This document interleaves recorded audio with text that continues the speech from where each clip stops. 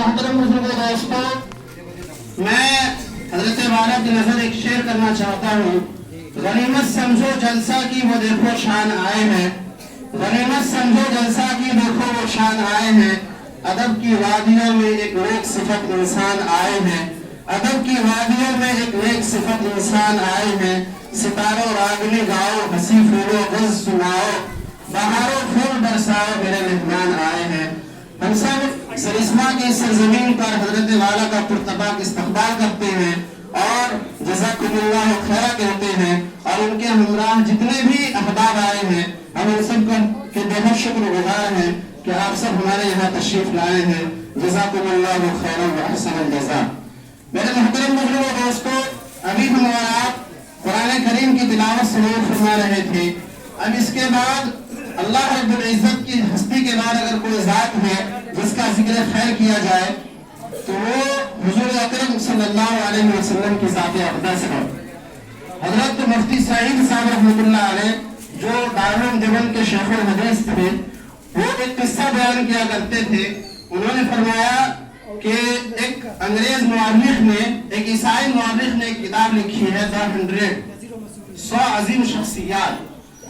اس کتاب میں انہوں نے حضور اکرم صلی اللہ علیہ وسلم کو سب سے پہلے نمبر پر رکھا ہے۔ لوگوں نے اس سے پوچھا کہ آخر تم نے حضور اقدس صلی اللہ علیہ وسلم کو سب سے پہلے نمبر پر کیوں رکھا؟ تم تو ایک عیسائی ہو، کسی اور کو رکھنا چاہیے تھا۔ تو اس شخص نے جو جواب دیا آپ سننے لائق ہے، اس نے کہا کہ میں نے حضور صلی اللہ علیہ وسلم کی تاریخ کا مطالعہ کیا۔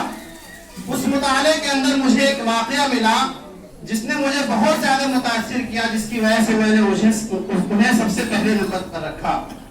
اس انگریز عیسائی مورخ نے بیان کیا کہ میں ایک واقعہ پڑھ رہا تھا کہ ایک مرتبہ حضور صلی اللہ علیہ وسلم اپنے ساتھیوں کے ساتھ ایک جگہ تشریف فرما تھے۔ ایک شخص حیران و پریشان ان کے پاس آیا اور یہ کہنے لگا کہ اے حضور پاک صلی اللہ علیہ وسلم، صبح سے شام ہو گئی ہے، میرا بچہ گم ہو گیا ہے، نہیں مل رہا ہے، آپ دعا کر دیجئے کہ میرا بچہ مل جائے۔